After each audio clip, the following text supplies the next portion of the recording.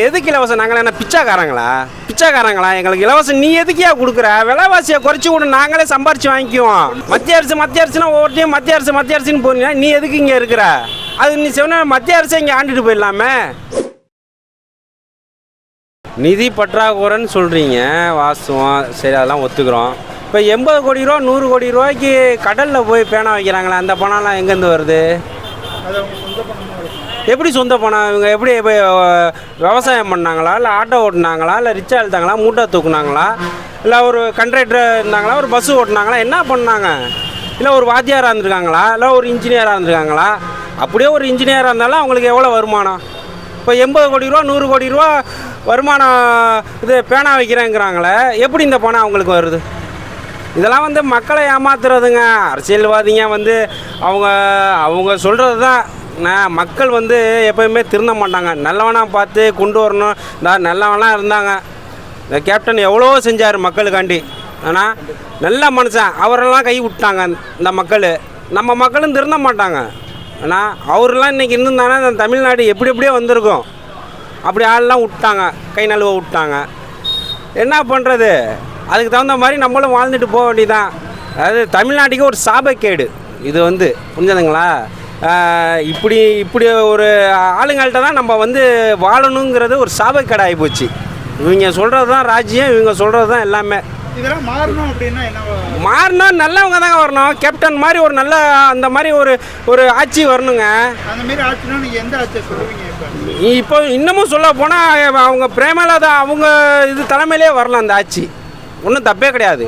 அவர் வழியில் எல்லாருமே நல்ல இதுதான். புரிஞ்சதுங்களா? அதனால் மக்கள் சிந்திச்சு நல்லபடியாக ஓட்டு போடணும். நல்லவனா யாருன்னு பார்த்து தேர்ந்தெடுக்கணும்.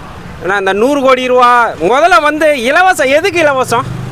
இலவசம் எதுக்கு நான் கேட்குறேன். எதுக்கு இலவசம்? நாங்கள் என்ன பிச்சைக்காரங்களா? எங்களுக்கு இலவசம் நீ எதுக்கியா கொடுக்குற? விலைவாசியை குறைச்சி கூட நாங்களே சம்பாரிச்சு வாங்கிக்குவோம். கோரிக்கை நிறைவேற்றி கொடுக்கணும்ல. என்ன கோரிக்கை? அப்புறம் அவங்க ஆட்சிக்கு வந்தா இதெல்லாம் பண்ணுறோன்னு சொல்லி ஏங்க இலவசம்? நீ எதுக்கு எங்களை பிச்சைக்காரன் ஆக்குற? எங்களுக்கு விலைவாசியை குறைச்சி விட, நாங்கள் சம்பாரித்து உழைச்சி நாங்கள் வாங்கிக்கிறோம். நீ எதுக்கு எங்களுக்கு இலவசம் தர? எங்கள் பணத்தை எடுத்து எங்களுக்கே கொடுக்குற. இந்த பஸ்ஸு விலையை குறைக்கிறேன், மகளிருக்கெல்லாம் இதுன்னு சொன்னேன். டாஸ்மார்க் விலைக்கெல்லாம் ஏற்றி விட்ருக்குற. எவ்வளோ விலைவாசி ஏற்றி விட்ருக்குற. ஏன் இந்த மாதிரி? அது டாஸ்மார்க்கெல்லாம் ஒழிச்சு எவ்வளோ குடும்பம் அழியுது தெரியுங்களா? டாஸ்மார்க் ஒழிச்சு நல்ல இதே கிடையாதா? விவசாயம்லாம் எவ்வளோ பேர் பாதிக்கிறாங்க.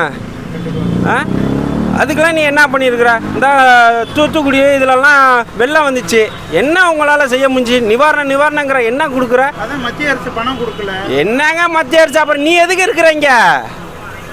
மத்திய அரசுனா ஒவ்வொருத்தையும் மத்திய அரசுன்னு போனீங்கன்னா நீ எதுக்கு இங்கே இருக்கிற? அது நீ சொன்ன மத்திய அரசை இங்கே ஆண்டுட்டு போயிடலாமே. சும்மா இதெல்லாம் மக்களை ஏமாத்துற இதுங்க. இதெல்லாம் என்னவோ இது ஒரு சாபக்கேடுன்னு சொல்லிட்டான்ல.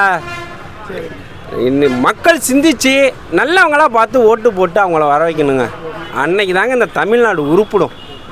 அவ்வளோதான் என்னோட கருத்து. பருப்பு எண்ணெய் நிப்பாட்டுறது யாருக்கு அதிகாரம் இல்லை. கவர்மெண்ட்டு கூட அதிகாரம். இது பாரம்பரியம் பல வருஷமாக வந்துக்கிட்டு இருக்கு. அதை நிப்பாட்டு கூட கவர்மெண்ட்டுக்கோ இல்லை அரசாங்கத்துக்கோ எந்தமான உரிமை இல்லை. அது சட்டப்படி என்னமோ அது ஒரு நடவடிக்கை எடுக்கணும். அதாவது என்னன்னா அவங்கள்ட்ட நிதி இல்லைன்னு சொல்கிறாங்க. நிதி பற்றாக்குறைவாக இருக்குங்கிறாங்க. நிதி பற்றாக்குறை இல்லைன்னு சொல்கிறதுக்கு அதிகம் இல்லை. எதுவும் எந்தமான குறைகள் சொல்கிறதுக்கு நிதி பற்றாக்குறை கவர்மெண்ட்டு அறிவிக்கூட சட்டமே இல்லை. நிதி பற்றாக்குறைன்னு சொல்கிறத சொல்கிறது இல்லை. வரியோ எதுவுமே மக்கள் எதுவுமே கொடுக்காம இல்லை. அந்தளவுக்கு கொடுக்காட்டினாலும் கவர்மெண்ட் அதிகாரப்பூர்வமாக கேட்குது. அது மக்களுக்கு அதிகாரப்பூர்வமாக என்னென்ன போகணுமோ ரூல்ஸ் பிரகாரம் போய் ஆகணும்.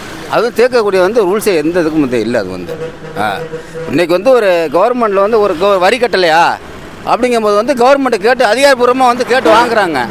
அப்படிங்கும்போது சட்டப்படி என்ன நிர்வாகமோ அது நிர்வாகம் என்ன கரெக்டாக செய்யணும். அதுதான் கவர்மெண்ட்டு. மன்னராட்சிகளை கவர்மெண்ட்டு அதுக்கு தான் ரூல்ஸ் பிரகாரம் என்ன பண்ணணும் பண்ணணும். அது ஏழை மக்கள்லாம் பருப்பு எண்ணெயில் என்ன ரேஷன் அரிசி சாப்பிட்டுக்கிட்டு நிறைய மக்கள் இருக்குது. அது இல்லாமல் இன்னும் வாழ்ந்துக்கிட்டு இருக்கிறாங்க.